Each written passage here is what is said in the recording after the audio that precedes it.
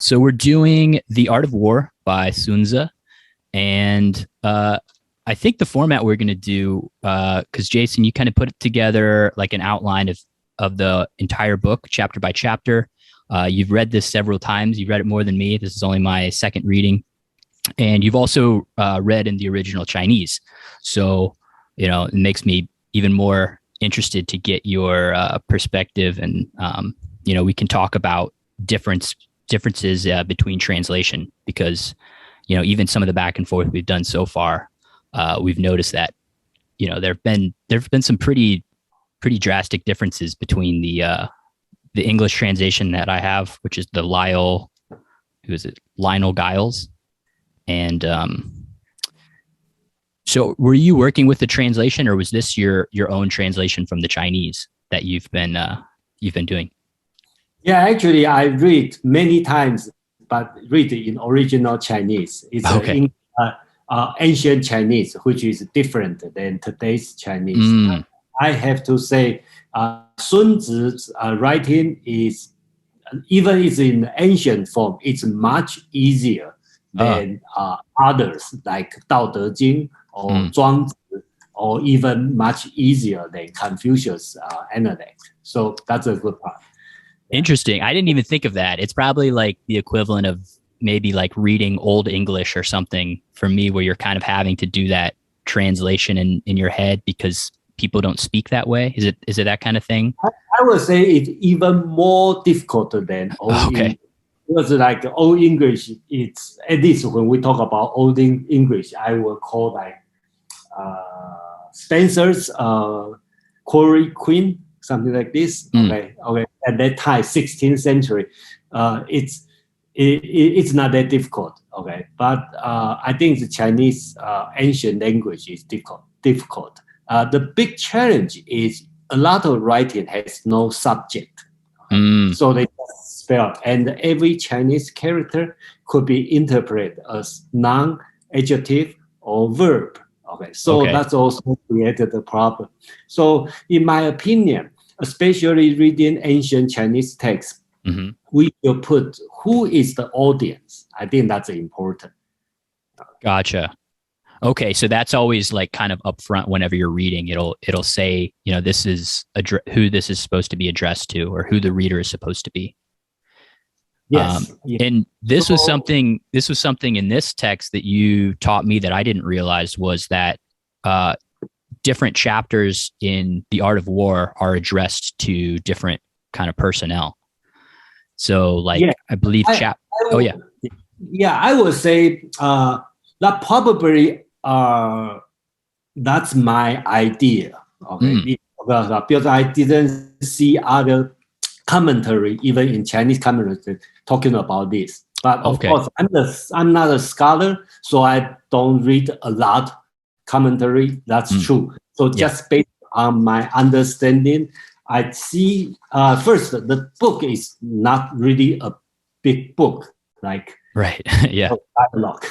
It's only 13 chapters, and I will assume it will probably, for sure, shorter than Analect, shorter than, I think, probably the same size as Dao De Jing, which only 5,000 characters.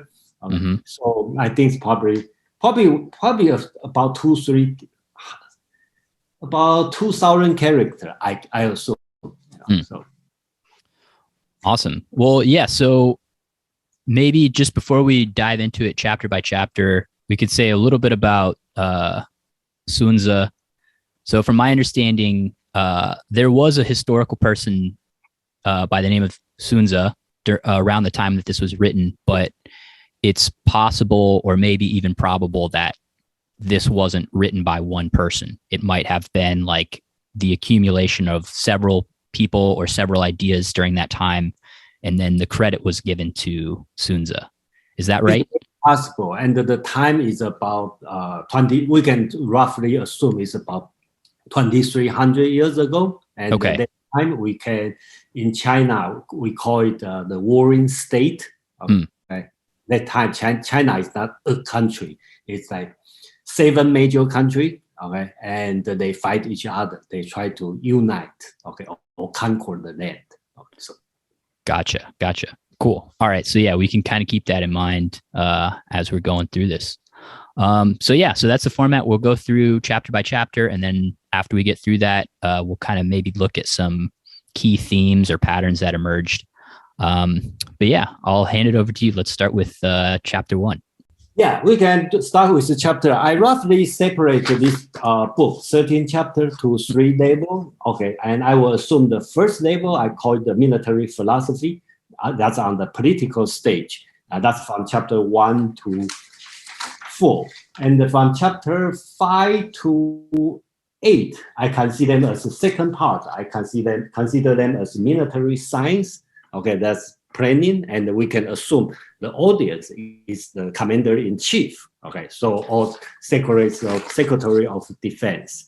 And then the last 5 chapters from 9 to 13, I consider as military strategy, practical stage. That means the audience is the commander, okay, who is in the warring zone. Okay, so gotcha. That's the way I like to separate. So we can start from chapter 1, which presumably is the highest level. So the audience should be the prince, the feudal lord. So the first chapter called the translation we will call first calculation. Basically, it's talking about the war is the vital importance to the state. Okay, it's a matter of life and death, a road either to safety or to ruin. Okay, so that's very important sentence. That means anything, if you want to wage a war, you have to think about, is that the only choice, right? It's how important this one. So he's not telling you, you have to go to the war. He first says you to think about it. Okay. Is that's the thing you really want to do? That's life and death decision. Okay. You have to think about it. Okay. So continue, he lay out the so-called very important is the 5 principles. Okay, and of course, this 5 principle is high-level principle, but the translation is a little bit different. Right?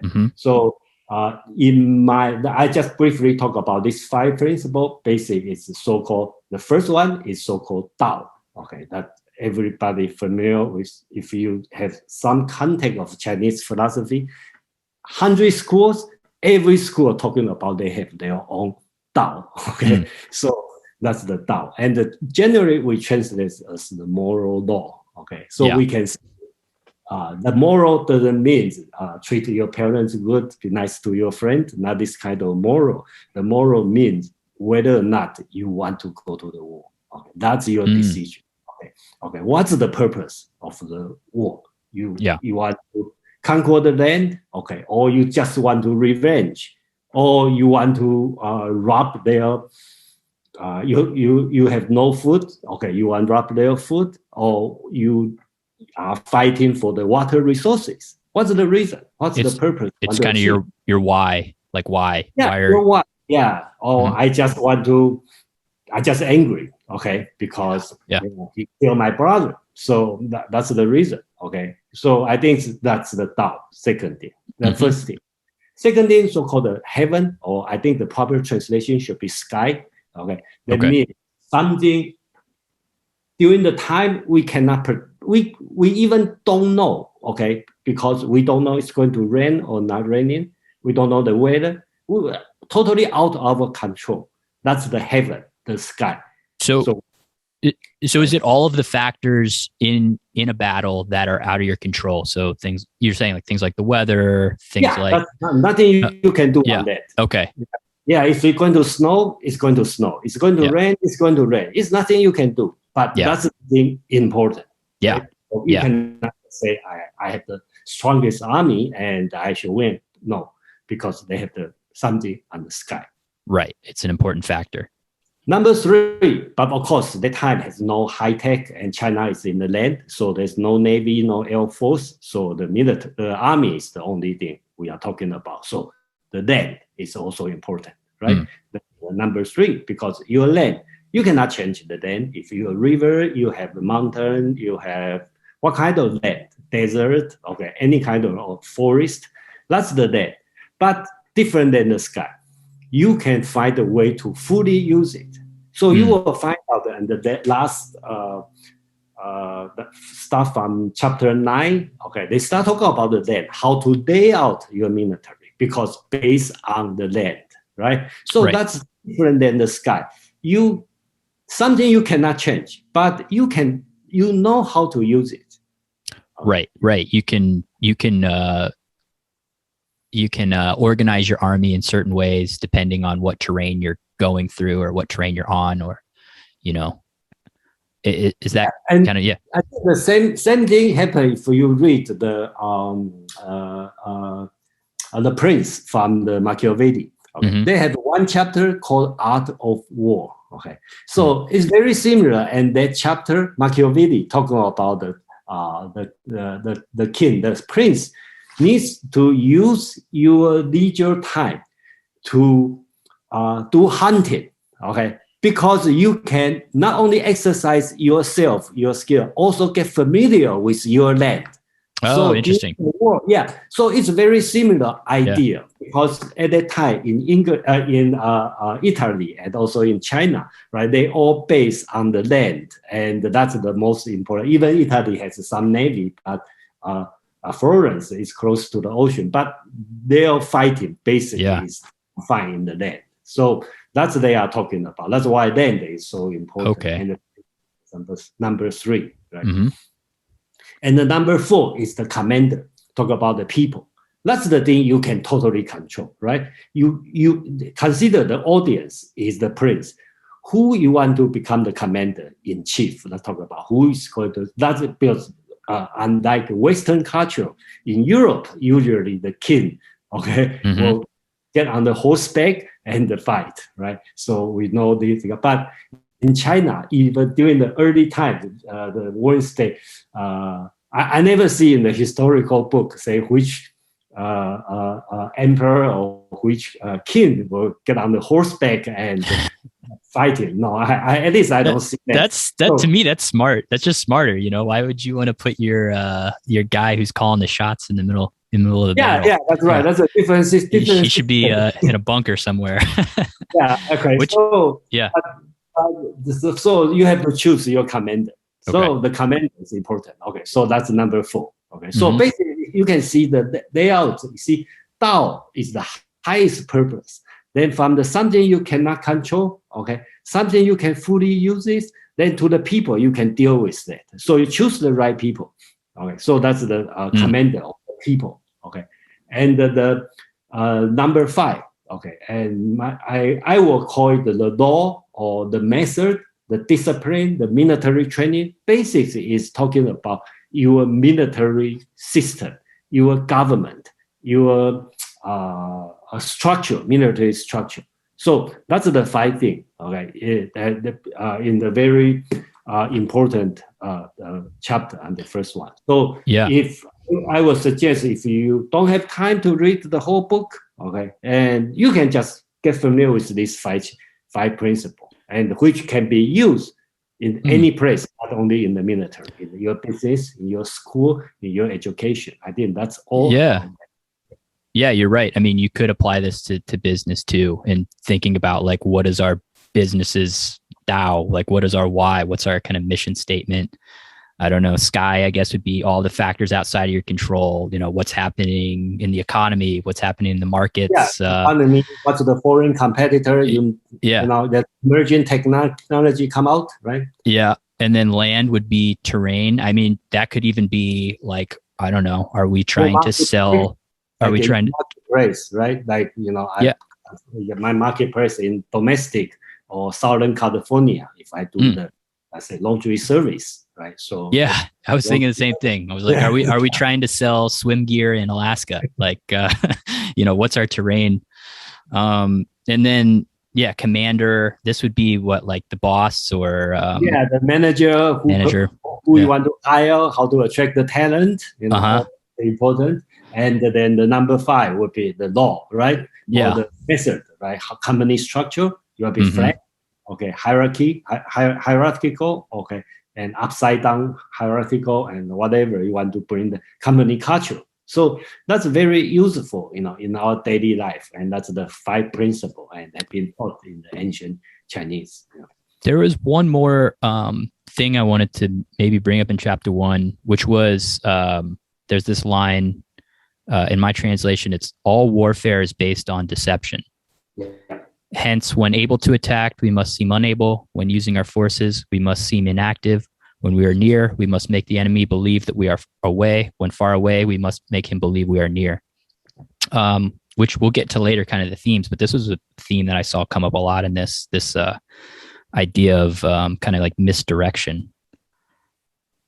Yes. Yeah. That in this chapter. I personally, I don't focus a lot on this chapter. Okay. Yeah, on this sentence. Okay. Mm-hmm. This one, basically, that's the one I talking about 12 calculation. Okay, how to calculate all this one, and I think this one reflect a cultural change during that time. Okay, because before the war is more like a gentleman's game. Okay, just like if you watch the movie during the American Revolution, American military is doing different, right? They are either hiding and take right. And the British, in today's view, is very stupid. Okay, that's the gentleman's game. You wear red, okay, clothes. Take turns shooting at each other. Yeah. Yeah, right now we wear a dark green so you can hide it. But during that time, the British military, they wear red so you can see clearly. And they light up, right? Even they kill, but they follow certain. Right. So in this point, I believe that's the time represent the cultural change. Okay? Yeah. Because in the ancient text, in the Confucius teaching, still quote some rule like during the fighting, okay, don't kill the person with 2-colored hair. Okay, that means old people. Gray hair. Okay, yeah. Okay. Don't kill the people when they try to cross the river during the middle. Okay, because it's not moral, right? You have to wait until they cross, right? Right. Cross the river, then fight. So they still have this kind of thinking in the ancient time, right? But I believe that, of course, I am no scholar. I'm not scholar. I'm not historian. But I assume that this kind of description, because at that time, just like the British military, they wear red clothes. They follow certain rule, okay, and that's the fight. But at this moment, then Sun Tzu start to tell the prince, okay, that's a new world. Okay? Yeah. Well, in this whole art of war, I mean, the term that kind of came to mind was like guerrilla warfare. A lot of the tactics, are based around deception, are based around, only fighting when you have a clear advantage, about attacking the enemy's weakness. So it's very different than, like you mentioned, the kind of British way of fighting where you're just kind of taking turns shooting at each other. Sun Tzu would not have approved of that. He's all about misdirecting the enemy and, trying to deceive them to gain an advantage. I think in today's view, we know, if I send anybody knows in the real fighting zone, okay, deceptive is important. You are not going to tell your enemy tomorrow morning, 7:00, let's fight. You're not going to do that. Nobody do that. But why the ancient texts show up something like misdirection, I believe that's personal. I believe because that represents the cultural change, because it's no more gentleman's game. Okay, that's fighting life or death. Okay, that's the difference. Yeah. Awesome. Well, I'm sure we'll come back to that theme, but maybe we can keep going. Chapter 2. Let's move on to chapter 2. Okay. And then chapter 2, basically, I call it the initiating battle, waging war. Okay. So basically, this one will tell the logistic to the prince. Okay. So the emphasis here is the cost. How much does it cost, right? So it's Sun Tzu tell the prince, okay, or the king, okay, it costs a lot to wage a war. Okay. So let's assume he already decided to go to the war. He will tell you it costs a lot. So on the economic side, you have to calculate. Okay, think about the logistic. right? That's cost a lot because the military, they need to eat. So let's say we send the 200,000 military, how much food you are going to eat? Yeah. You are going to consume. And here, the interesting is Sun Tzu even tell the prince, okay, the detailed information about if you can consume enemy's resources, that's 1 = 20, right? If you consume 1 carload of resources, that's equivalent your own 20 carload. So whenever you can use your enemy's resources, use it. Okay, so that's the interesting he bring up. Well, and he's also seems to be saying that you don't want to be in war for a long time because these things add up. You know, he's saying the cost of feeding men every day, that's going to add up really quick. Their weapons or their spears are going to get dulled, I think he says. And, you know, they're also, the morale is going to kind of fade after a while. So there seems to be that theme of, he says, quote, "Though we have heard of stupid haste in war, cleverness has never been associated with long delays.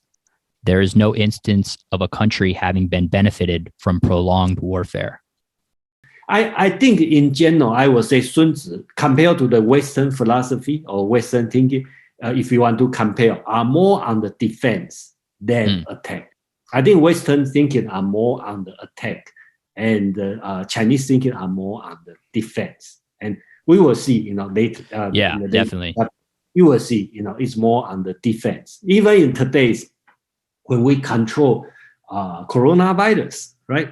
Okay, you can see in the Asian country more prefer to lock down, strictly social control, and the Western kind of do not control so well. But in other way, Western quickly to develop the vaccine, okay, medicine. Yeah, I think that's a totally different way of thinking, you know, in a different situation. No, that's a good analogy. The other one I like you brought up when we were talking earlier, you know, we did like a live meetup of this, and you brought up baseball, and you said if you watch American baseball, you know, the scores are like 10-12. You watch like a Chinese baseball game, it's like 1-0. Yeah, I watched the most one of the Olympic game is Taiwan with Korea. Okay. I probably spent like 3 hours watching the play extension to like 12 innings, and they eventually Korean won 1-0. Yeah, right. Totally waste my time. Yeah, right. Unlike when Taiwan played with Cuba, that's the interesting game. Okay, that's kind of like a 12-10, something like this. Right. So that's an interesting game. Right, that is interesting. Well, cool. Was there anything else in chapter 2? Not on my part. Okay. Yeah. Okay. Okay, we can move on to chapter 3. Okay, awesome. Which talk about the planning as attack. Okay, so here one message is talking about. Of course, it is a different thing, you know. So one important message is he talk about it is not spring to fight and win all your battles. Okay, a lot of general will think about, okay, I have in my lifetime record, I fight 100 battles. Okay, I won all of them. Okay, Sun Tzu said, no, that's not great, right? The really great situation is what? You even don't go and you won. Okay? Yeah. So if you go to the battlefield, it's not sprint already. Okay, so doesn't matter you fight. So you can think about the real the three situation, right? Some country or some people, they fight a lot every time they won. Or you would rather be another kind of person, he never fight, okay, never go to the war zone, but he achieved his goal, right? Yeah. So that's also very important message here.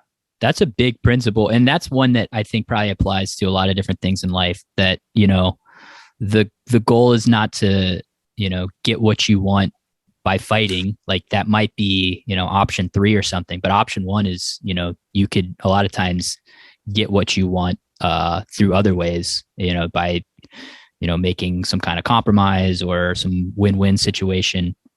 And So I like that. Yeah. Because he's saying, yeah, the best general shouldn't, the supreme general is not the one who wins through fighting. The supreme general is the one that gets their way or shuts down the enemy's plans before a fight even happens.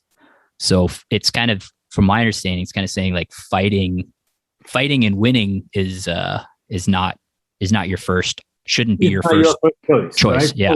So it's like in the business, you have a problem with another company, right? So you talk to your lawyer. You don't just go directly find the business litigation lawyer. Say, let me sue this guy, right? Basically, go to your general counsel, right? Talk about we try.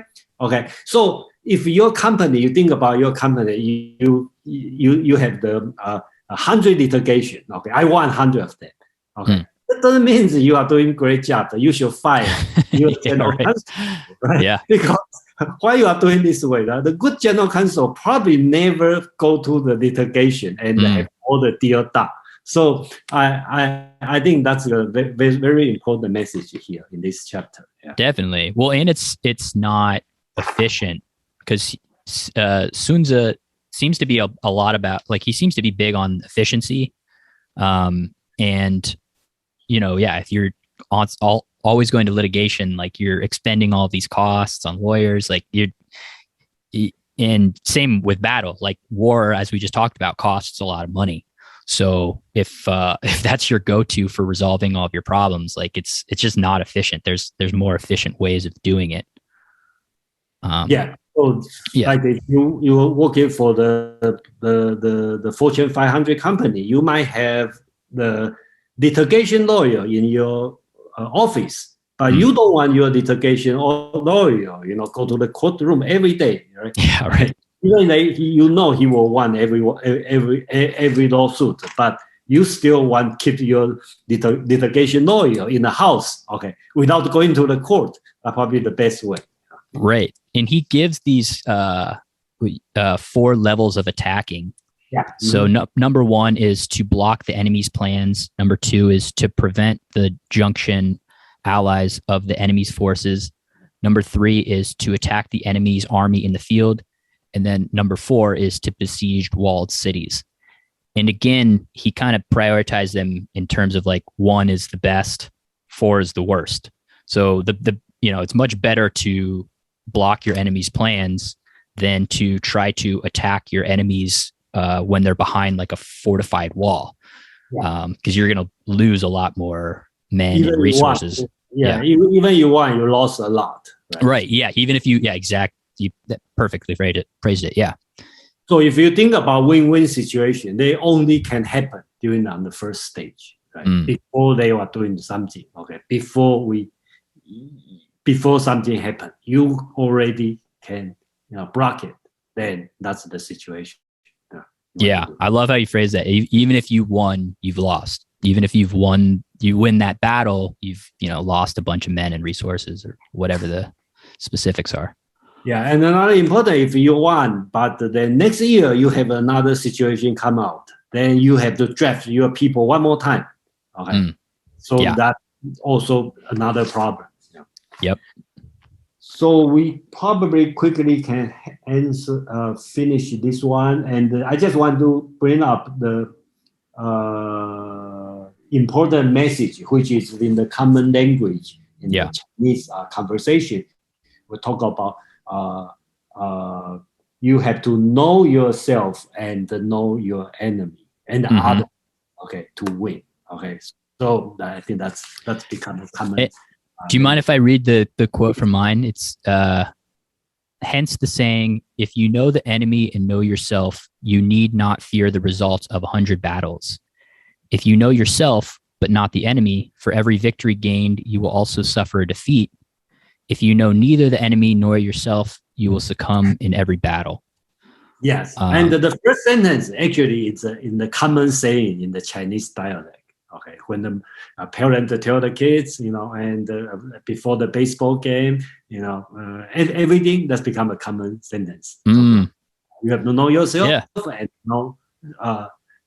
We don't use, and actually the word is not enemy. Okay, it says know yourself and the other. Okay. The opponent, or just the other. Yeah. The words is not use the specific, not use the Chinese word for enemy, which is 敌. They use the other, which is 敌. Okay, so it's not say enemy, it's say other. Okay. Yeah, which kind of gets to that larger principle of preparation and planning, which is a big theme that runs throughout this whole text. Just studying up on your enemy. Like, what are their strengths? What are their weaknesses? Studying up on yourself. What are my strengths? What are my weaknesses? Yeah, and I think they have a reason he doesn't use Sun Tzu doesn't use enemy here, because you haven't started yet, right? The war haven't started yet. You are thinking. So I may think about Zach, right? So I know him, and I know we are dealing something. Let's assume we are doing business together. Okay. Yeah. So he's not my enemy until something happened, become my enemy. So at that time, that's why I think he used the word as the other, not using the word as enemy. That's important in this sense, because you don't want neighbor people deal with you or your competitor as enemies quick. Yeah, enemies kind of suggests like a zero-sum game, whereas other could be, not necessarily a zero-sum outcome. Yeah, that's right. Yeah. So I think the message here is important. Okay, cool. So we can move on the number 4, which is a little bit low level, but we still can assume the audience is the prince, the person who makes decision, right? So Great. This one, chapter 4, called the forms to perceive, or a tactical deposition. So basics, we talk about, important is, that's the defense thinking is important. So the lesson here, he put yourself beyond the possibility of defeat. Okay. Yeah. Okay, that's very important. And then wait for an opportunity of defeating the enemy. Okay, I think that's I'd like to bring this one is very different than Western military thinking. Western are more thinking about a good defense is a good offense, or what is the saying? Like that's kind of more Western. It's something like that. You hear, a good defense is a good offense. This kind of reminds me, because I play chess.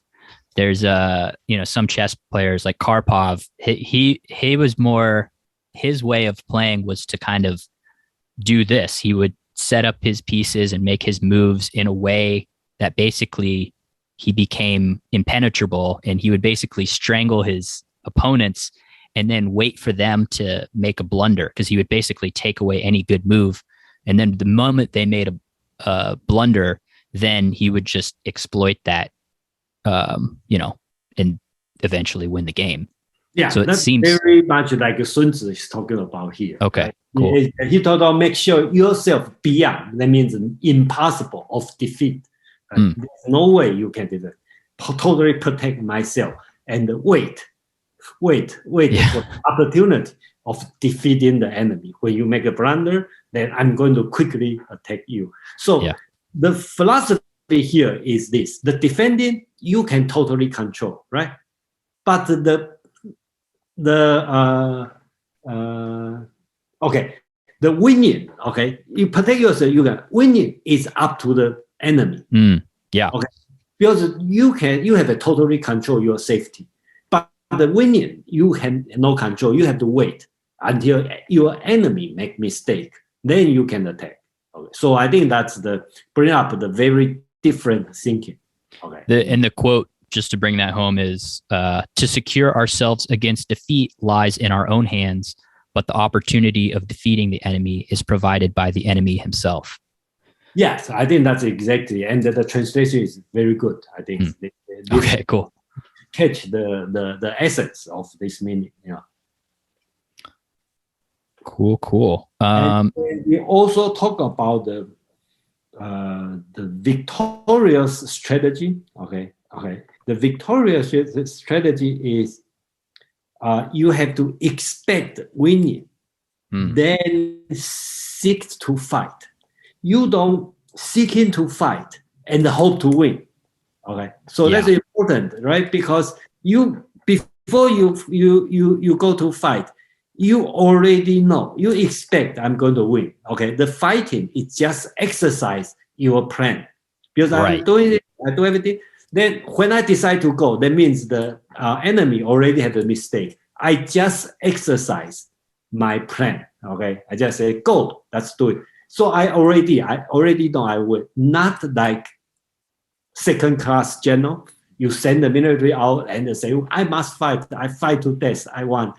Not this way. So I think that's important in this message. Yeah. Yeah, and the quote for that one, the victorious strategist seeks battle after his plans indicate that victory is possible under them. So you don't take action until you can already see how your plan is going to play out. Yeah. Let's go to chapter 5. Yeah. So basically, we finish up the first part, right? The talk about. So we can kind of shift the audience, right, to the general or the commander. But it's the role is not that clear. But you can see we move down a little bit. Right now, it's no more talking about like whether or not I should go to the war. What's your purpose? Okay. Right now, the purpose is winning. That's it. Okay. We already passed this decision. Okay, that's a good distinction. So that's very important because this time you don't want your general in command during the war zone and they come back to ask you, hey, Mr. President, why do you fight this wrong? So all your a commander in the field come back to ask you, are we looking for win-win situation? Right. Well, when we did the meetup, that was one of the things one of the women complained about. She's like, Sun Tzu doesn't spend enough time, talking about whether or not war is really the best option. But like what we're saying here is, from like chapter 5 onward, it's pretty much presupposed that you are in war, and now we're just kind of telling you how to do it best or how to win.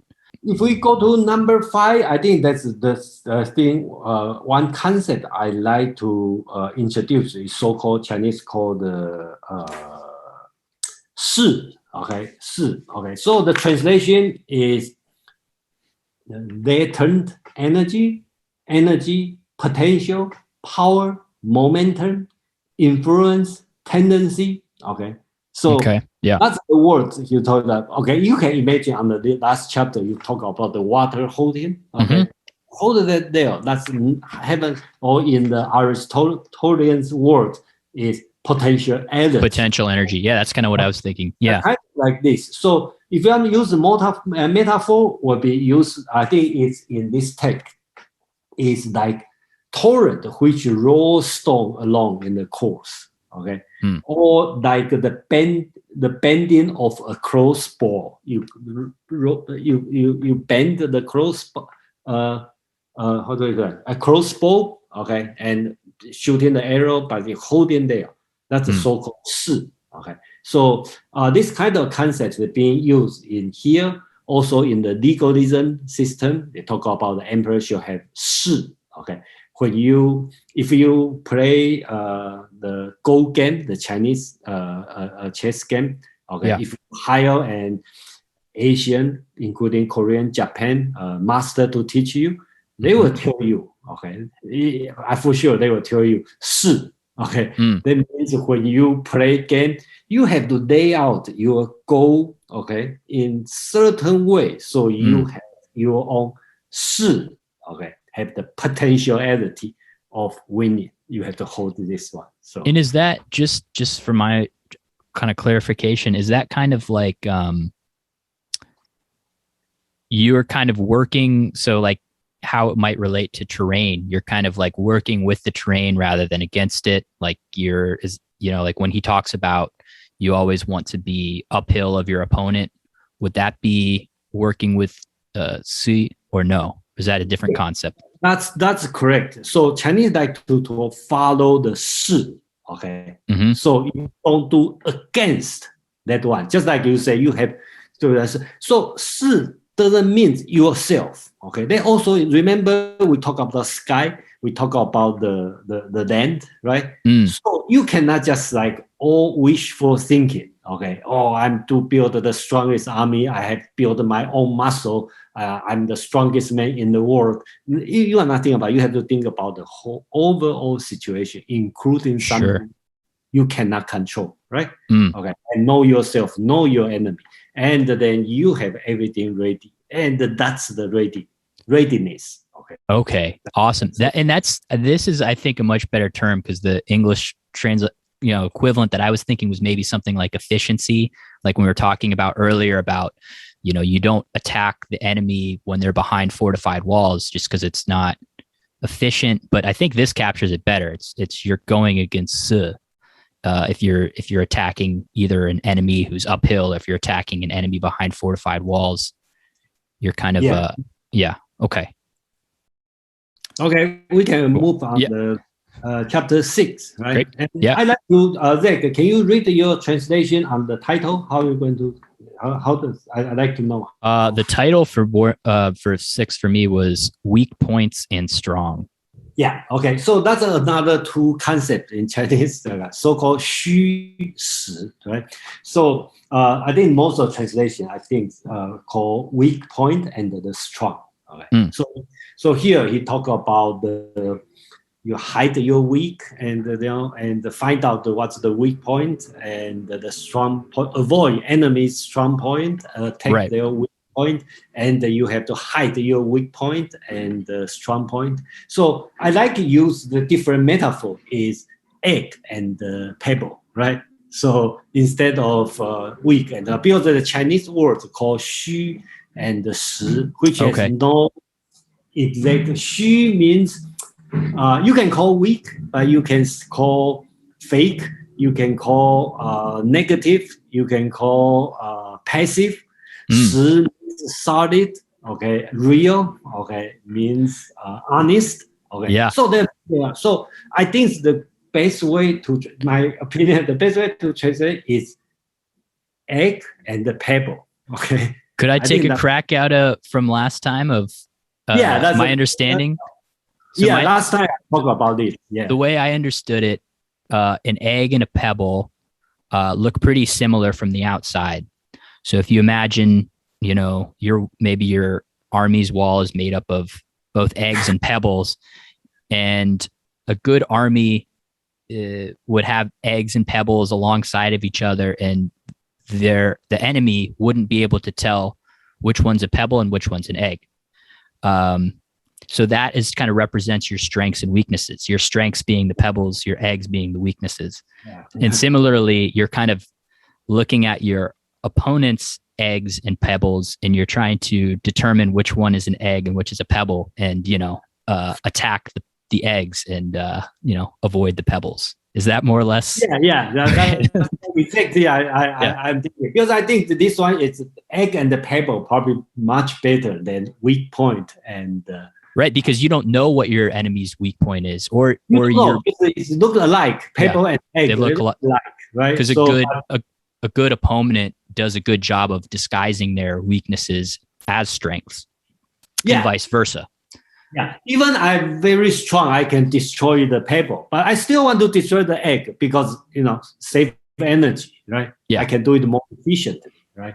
So and then nobody can have all pebble because you all have some weak point. So so you got to have everybody have its own egg. Okay, so you got to find the way to lay out your leg. So your egg, so your enemy will not know that's the egg. They will think, oh, that must be pebble. Let me try different thing, right? So, and this might be in a later chapter. I might be jumping a bit, but he does say too that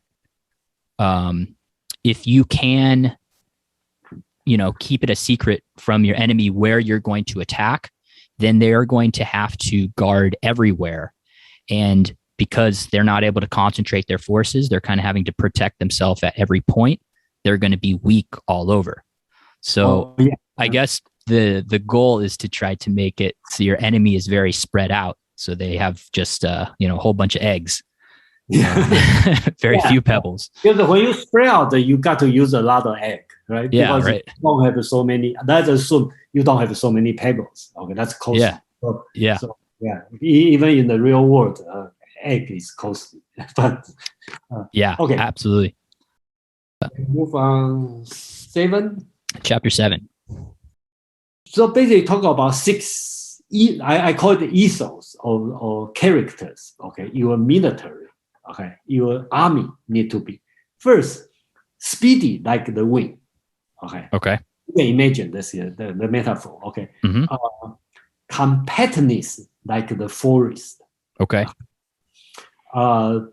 Radiant and plundering like fire. Okay. Okay, and immovability like a mountain. Okay. Okay, Makes sense. unpredictable. Okay, like cloudy days. Okay. I like that one. Striking like a thunderbolt. Gotcha. So Okay. these are the kind of metaphors for how like what an army should be like. Yes. And you're saying maybe it has become something that's just now a common sayings in China. Saying, yeah. I can share my experience because in Taiwan we need to have 2 years military service, right? And then when I was as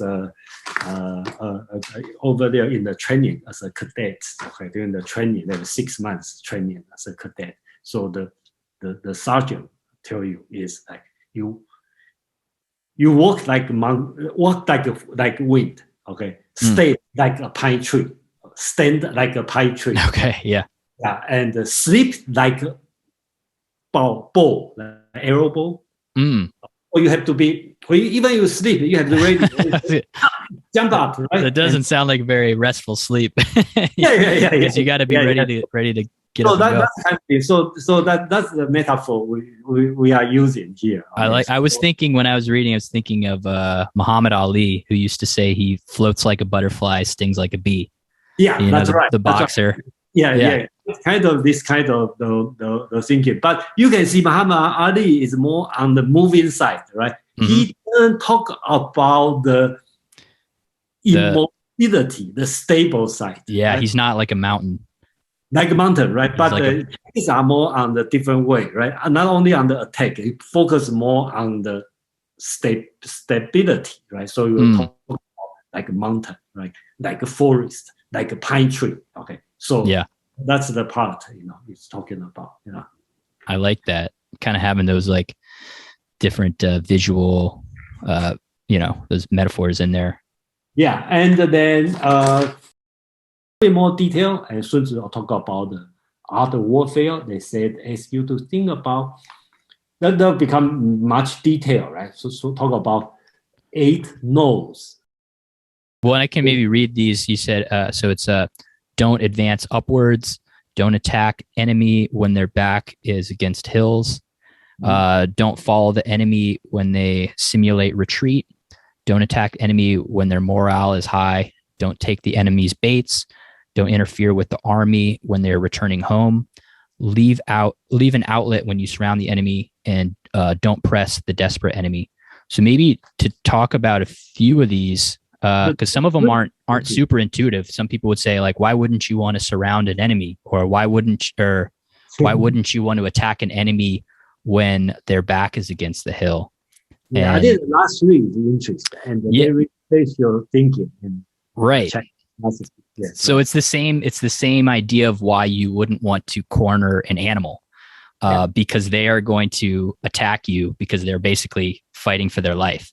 So if you've taken away your enemy's ability to retreat or get away, they are going to fight you with all their might because they're fighting for their lives. So again, you don't want to put yourself in a situation where you're having to fight somebody who is has that kind of motivation. Yeah, and then if you look at the number 7, right, I talk about different outlet when you surround the enemy, right? Yeah. You can think about like situation. You don't want to put your enemy in a desperate situation, so they will fight to the death, right? Yeah. But another way to talk about, like some people want to interpret in this way, is Chinese are very nice because they always give somebody space. have a moral sense. We don't know what's the meaning, but you yeah. Okay. Yeah. That's basically that's the special, and it's also become become a common saying during the Chinese daily conversation. You always give some in the court. Okay, usually you will say don't overkill, right? yeah. Okay, if you know you want, you don't overkill. If you overkill basics, you have the problem, right? So basically, you know you want. So same situation. You are surrounded. Let them live, okay? Because it's good for them, also good for you. Basically, I think that's the. I think the only reason maybe I have the more cynical interpretation, which is that you should leave them a place to leave so that they don't fight as hard, is because, at least in my translation in chapter 11, he says to basically do the opposite when it comes to your own soldiers. So in my chapter 11, he said, quote, "Throw your soldiers into positions whence there is no escape, and they will prefer death to flight." So I got the sense that he's saying you can use this principle the opposite way too. So, don't allow your own men to anywhere that they can retreat, so that they're going to have to fight harder and fight to the death. Yes. Yeah, that's right. Yeah. And the number 6 also interesting to look at, So it said, don't interfere with an enemy when they are returning home. I like that one. Yeah. It really makes sense. And it shows the moral sense. Okay. The moral part of this one. I think that makes sense. Okay. Because come on, they want to go home, right? There's no reason. Yeah. But there could also be just a pure pragmatic argument for that too, in the sense that, like, if they're already on their way home, they're going to fight like hell to get there.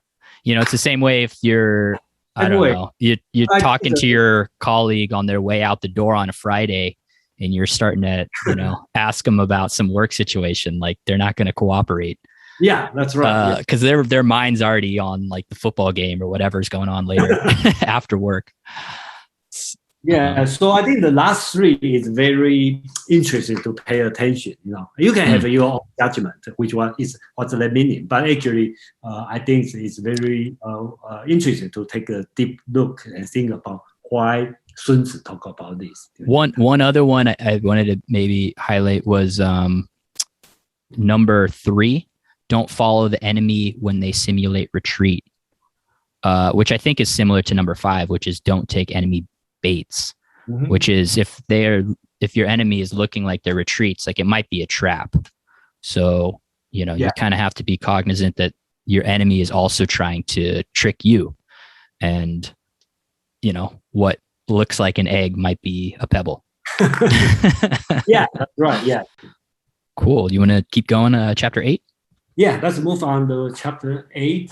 Let me see. What's you did chapter 8? I will consider the last part for advice for the general. Okay. Then after chapter 8, we will move in on the more details. Okay. So chapter 8 basics. In my note, I will sum up as like they talk about 5 not necessaries. Okay. So that means something you have to say no to that, right?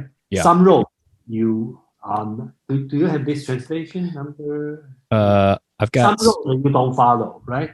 Yeah. Some armies you don't attack. Some city you don't besiege. Okay. You don't try to besiege them. And some position you don't contest. Right? You don't always like there's some yes, some no. You have to know. Last one is more important. Okay. I will translate as some orders from the king are not to be obeyed. Okay. Yeah. That's very important because when you are outside fighting, right? You don't follow the book. Okay. It's not like, okay, here's the way we can go. Here's the enemy, we attack. That's the right position, I occupy. One more important, it's not all the order you follow, okay, from your king. Okay. And do you think the reason for that, one of the reasons I thought of is I know, like, in warfare, things are constantly changing and moving really fast, and there's just not enough time to kind of relay every important decision back to the king or the sovereign or the president or whoever. Yeah. And then, so you kind of have to give the general like the authority to make calls in real time. Is that kind of the reason, or is the reason more that just the reason? Basically, is more bi-directional. Okay, here he talk about the not. I think in the early chapter I missed the he talk about don't. Here he talk about because he talking to the general. He tell them not all order from the king you have to follow. Okay, yeah. And then I think in early chapter he talk about you should not control as a prince. You should not like micromanage the man. I don't think he used micromanage. Yeah. that's the word. I think it's leave the space for the general, something like this. So it's bi-directional. Okay. Yeah. So that's I think that's very important, right? Same as totally daily life, not only in the military, right? You have to, if you are manager, you ask your people or your leaders. Team leaders, right? You should give them certain, room. And the same thing, the leaders don't follow, every command from the manager. Right. Kind of trust your people to make good decisions. Don't micromanage. Don't leave them some space. Yeah. When I was working as a team leader, I remember one of the important message I learned or I practice is manage your manager. Okay. That's kind of maybe the opposite of that. Well, because you instead of not being managed, you have to manage him. So fit the right information he want to listen. So you create a space you can work, and then after he see the result, he will be happy. So I got you. I like that. You want to keep going? Chapter 9? So let's go to chapter 9. So the last 5 chapter, basically, of course, if somebody are very interested, you can go to very deep and every single word you can find out. And then I will say the last 5 chapters, probably occupy half of the writing. So it's much more. So that's about a very detailed thing, and I don't think we should go to that detail. And chapter number 9 talk about the fielding the army, right? The army on the march, when you send the army out and the army out. So I don't know what part you are interested, but here I lay out is his. He talk about 4 kinds of warfare, right? On the mountain, on the river, on the lake, on the field. So what I gathered from this chapter, he's talking about different kinds of terrain and how to navigate different types of terrain. I get the sense when he's saying, when you're on bad terrain, like you're in a swamp or you're crossing a river or you're going over a mountain, you want to, he says, quote, pass quickly over mountains and keep in the neighborhood of valleys. So you want to, if you have to go on bad terrain, you want to get out of there as soon as possible so that you're always, you're not kind of putting yourself in a vulnerable place to be attacked. Yes. And also he has also go to very detail, right? How to tell you, your military is hungry. Okay.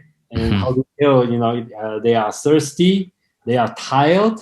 Okay. They are like egg. I mean, the weak point. Okay. How to tell they are, scared, and then he see in some situation, because the commander is not strong enough, right?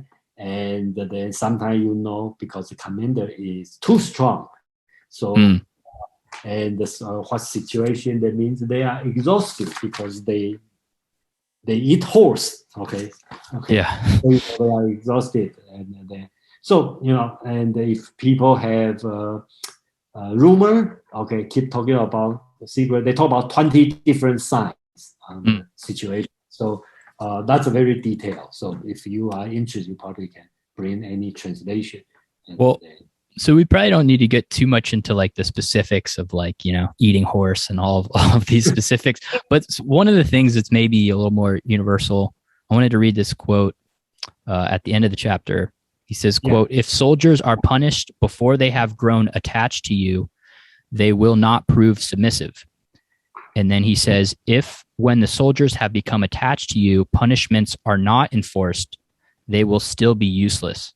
Therefore, soldiers must be treated in the first instance with humanity, but kept under control by iron discipline.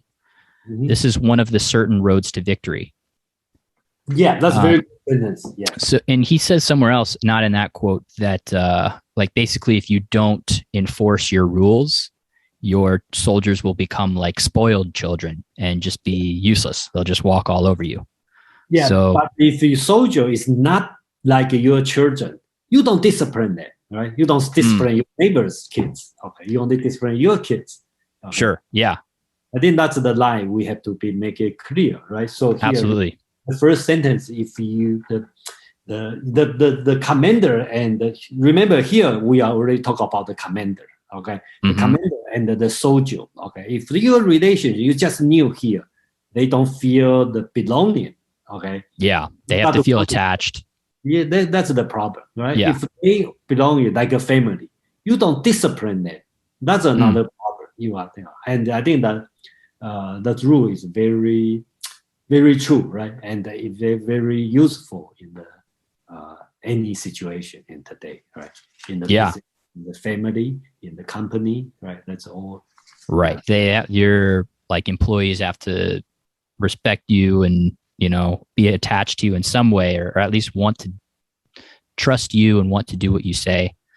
If you're just an asshole tyrant, they're not going to obey. Yeah. But at the same time, you have to be disciplinary at times. Otherwise, they're just going to walk all over you. Yes. Okay. Anything else? Otherwise, we can go to No. Let's keep going. Chapter 10 is talking about the land, the terrain, the conformation of the land. Remember on the 5 principle, on the 1到天地. Okay.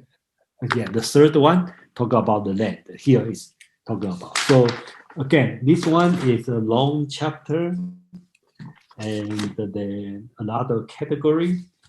Okay, so Zach, you can bring what you are interested. But here, my summary will be: they have the 6 terrains with the 6 principles, right, to connect. Okay, they talk about different way, and they talk about 6 kind of disaster, calamities. Okay, fight in and you can watch. Okay, so I think that's yeah, and these are saying. Basically, there's just 6 types of terrain you can be in. And a lot of it's depending on, if you're on your ground or the enemy's ground or somewhere in between. And I gathered too that depending on where you are, like it's going to alter what your plans should be. So again, this kind of goes back to you have to be adaptable to whatever terrain that you're fighting on.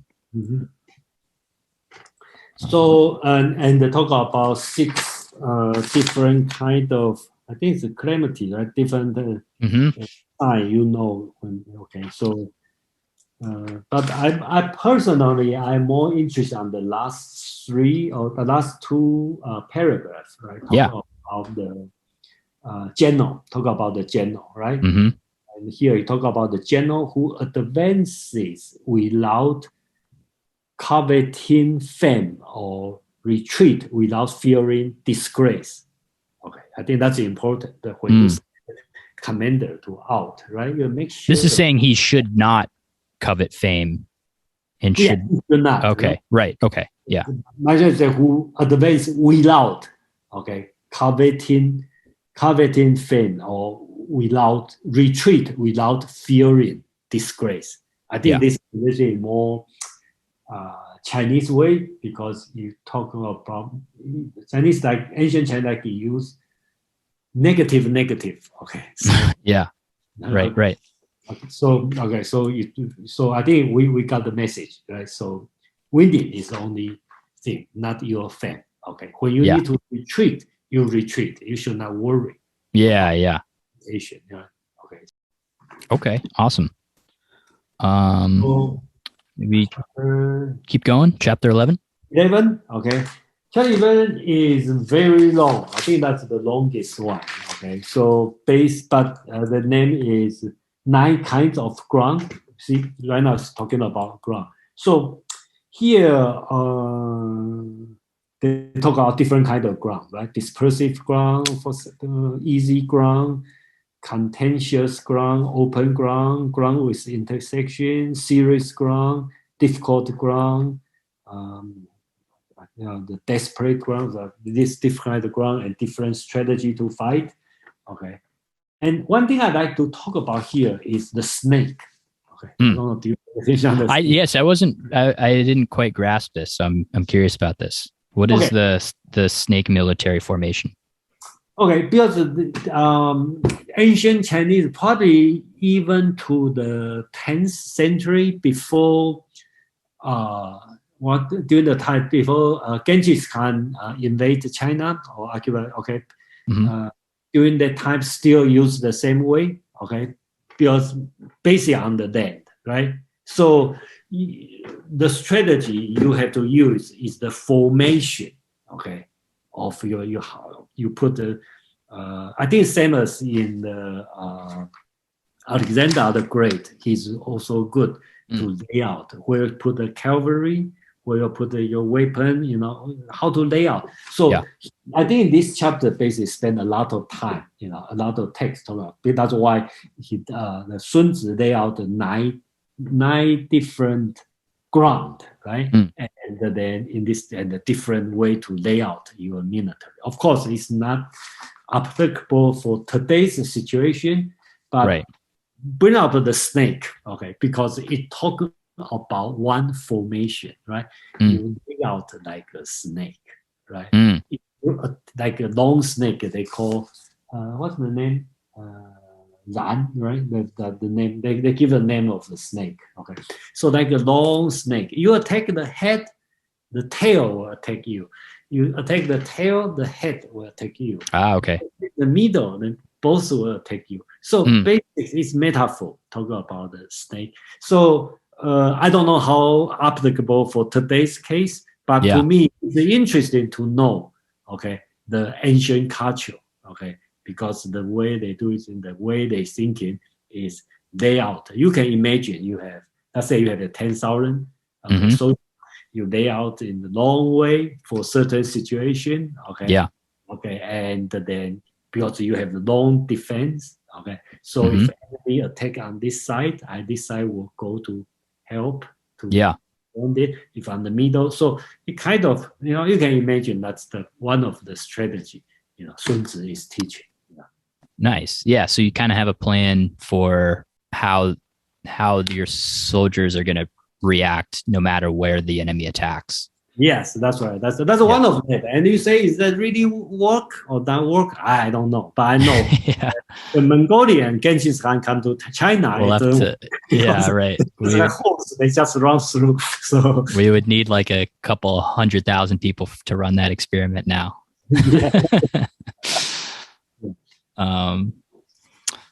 Cool. Maybe we can just these last couple of chapters we can we only have go through. Two chapters left. Yeah. So chapter 12, that's interesting. And then again, that's more on what do you want to understand. Then how can you use? I'm not saying you should set fire, This one's all about attacking by fire. Yeah, talking about by fire, right? And they did the 5 different, right? Burn the soldier, okay. Burn the storage, burn the equipment, burn the magazines, arsenals, burn the passage. So, and then 5 possible development of fire. You burn the fire from inside, burn the fire without moving your military, burn the fire, blah, blah, blah, blah. So basically talk about all the fire we use. Well, and this is kind of the first 4 or 5 at least are all about kind of like disabling your enemy. So, if you're burning their food or you're burning their equipment, you're putting them at a serious disadvantage. So this is, again, kind of going on that, like thinking strategically, looking for the advantage, and, different military commanders have done this at different times. I think there's a famous battle, I can't remember, with Julius Caesar against the Gauls, where he like famously like surrounded their entire village with his army. So they, he was cutting off their food supply. So he basically eventually got them to surrender from doing that. So this one talk about fire. Is anything you think important here you want to talk about? I'd like to do a little bit in chapter 13. Yeah, that's the spy. Yeah. So again, it's he talk about very important about the spy. Okay, let's back to my own interpretation. Is this text represent the change of culture? Okay, from the gentleman's war, okay, to the life and the death fighting. Okay. Yeah. No more. It's not talking about follow certain common rule. Okay. So that's why they put the last chapter as spy. Probably that become a new concept, right? Setting fire, using spy. That become a new concept during that time. Definitely. And I naively only thought there was like maybe one, maybe two types of spies. So I thought it was cool kind of learning about these. Can we maybe go through these 5 different types of spies? So you want you to read your five kinds of spy? So we had the local spy. Local people, right? So what is I did not quite understand the local spy. What is that? Okay, let's just say if I'm going to go to, let's pick Mexico, okay? Yeah. So I will recruit the local Mexican as a spy, right? Okay. So you're kind of using, maybe in the military context, you would use civilians that are around the enemy they familiar everything. They know okay. The food, blah blah blah, and it's easy. You can just provide the good food, good stuff, iPhone, Gotcha. Okay, gotcha. So you're getting some like intel from the locals. Yeah. Then the inward spy. That means you just have to bribe. I think it means bribe the government official, okay, to give you information, right? Okay, yeah. That's the inward, right? They are military, okay, people, okay, the government official, and then we know how to do it, right? Right. You can use a woman. Okay, there's many ways you can do it. Yeah. Yep. Yeah, I think sex is probably one of the easiest way to get. Right. Yeah. Absolutely. There's probably been a lot of you don't have you don't need a lot of information passed in the bedroom. Yeah, a lot of valuable information. Yeah. You don't need Sun Tzu to tell you. Yeah. Sure. Right. Everybody knows how to. Right. People let all of their secrets spill. After a good ramp in the sack.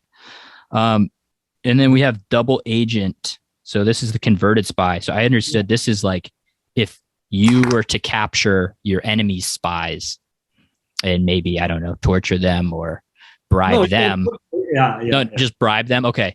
To get information from them. So if they're spying on you, you capture their spies. And then is that what the double agent? They have the real example. Well, I should not say real. There's a famous novel called The Romans of Three Kingdoms. Okay, they wrote it in the 15th century. Okay. So they a lot of the author. Okay, that's a novel, but based on the historical account. So we don't know if it's true or not true. They talk about three kingdoms. That at that time, China has 3 kingdoms. They are fighting.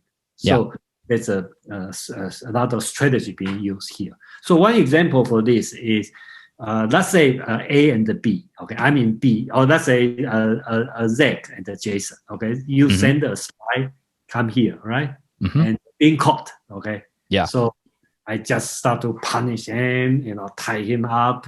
So going to kill you tomorrow. I'm going to sacrifice you for blah blah blah blah. Right. Yeah. And then at night, I just invite my friends. Say, I got a great spy. That's we'll start to drink, right? and drink. I got drunk, right? And then I start to talk about some military secretary, secret. Then I fall asleep, and I just intentionally let my captive escape.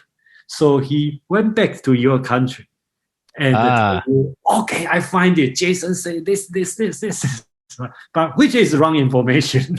Okay. So you're intentionally giving their spies wrong information. Yeah. Okay. Yeah. So that's the way it goes. Okay. So that's I think that's the one he is talking about. Interesting. Okay, so it's kind of similar to the doomed spy, but it's the opposite of the doomed spy. It's where you're giving their spies wrong information, whereas the doomed spy, you're giving your own spy wrong information. Same thing, yeah. And in the Romans of Three Kingdoms also have the same situation. Like, for example, we are in the same country, right? Okay, so you agree you want to be the spy, okay? For me.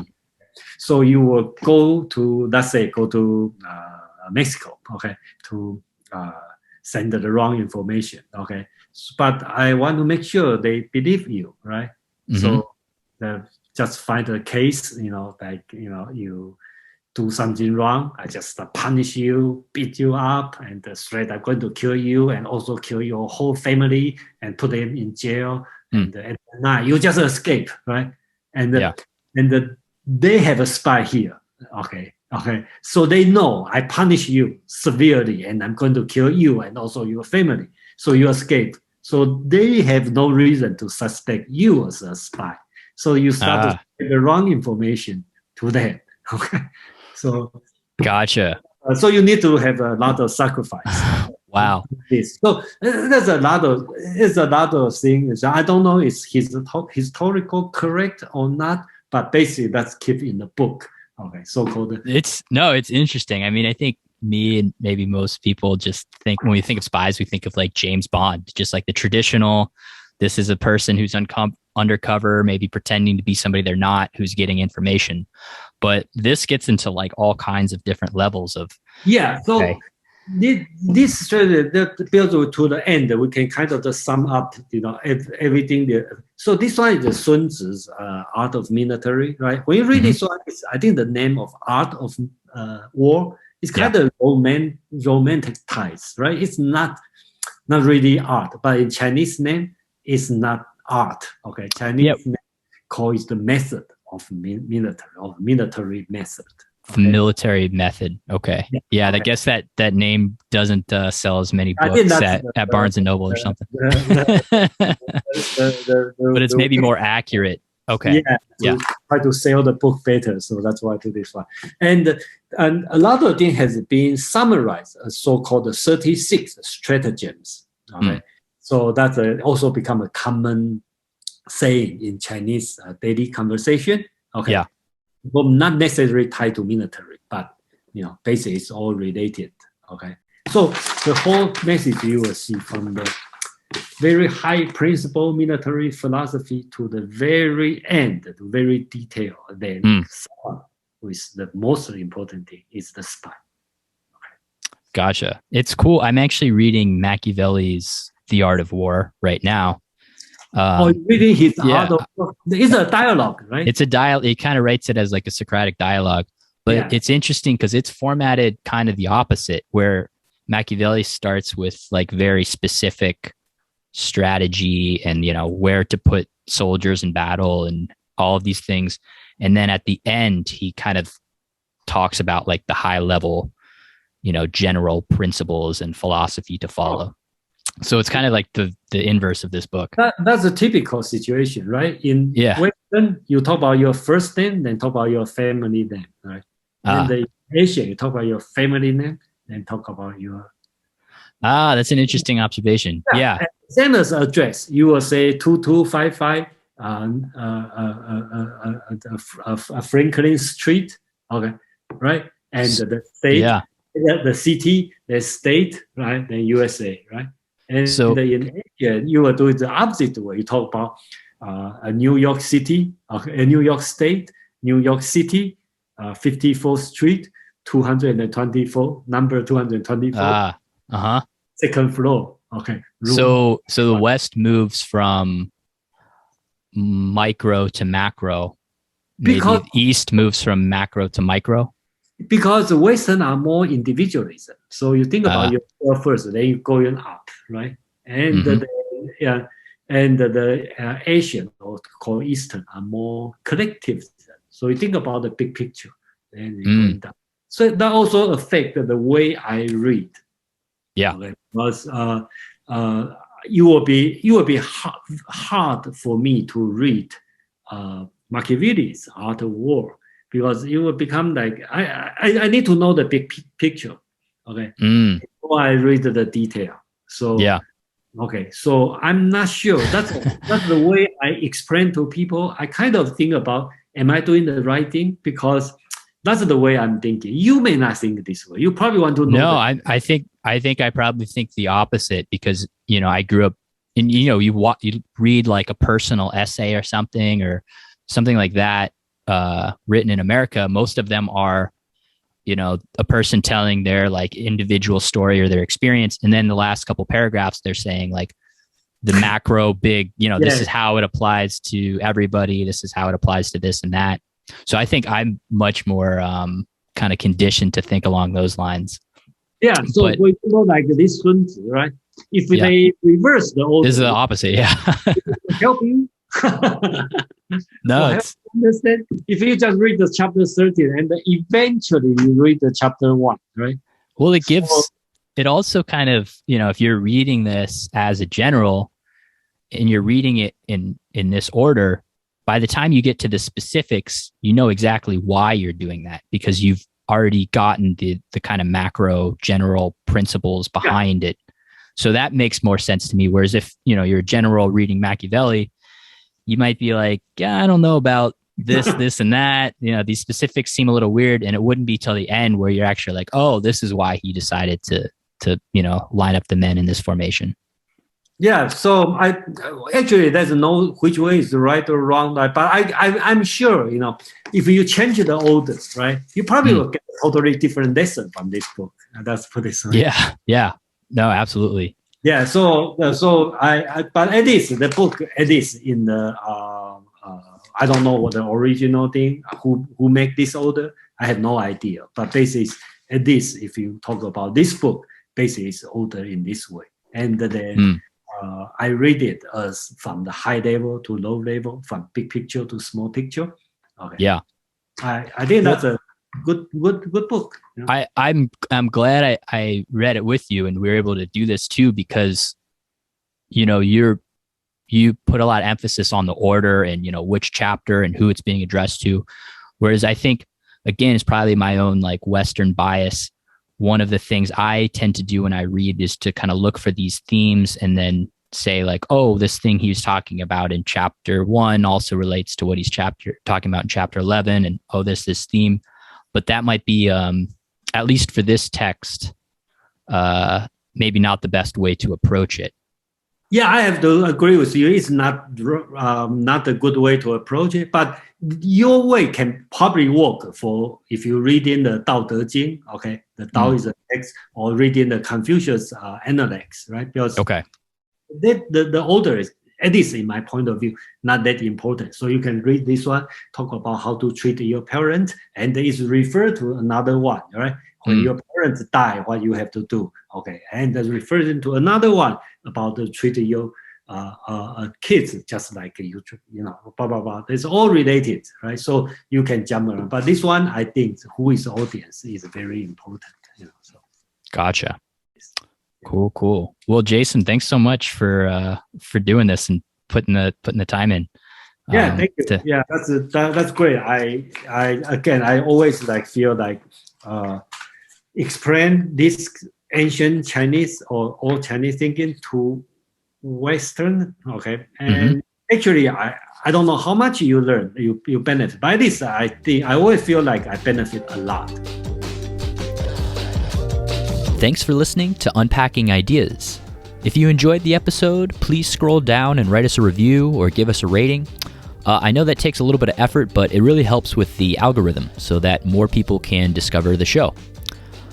If you would like to hear more from my guest Jason, I invite you to check out his meetup group. He hosts a philosophy meetup called the World Philosophy Group, based out of Santa Monica, but most of the meetups are online these days, so you can attend from anywhere. And they're doing really cool stuff over there. I believe they're going through Bertrand Russell's History of Western Philosophy, and they do a lot of Asian philosophy, a lot of Indian philosophy. So definitely check that out and say hello to Jason. All right, guys, that'll do it for today. I will see you next episode.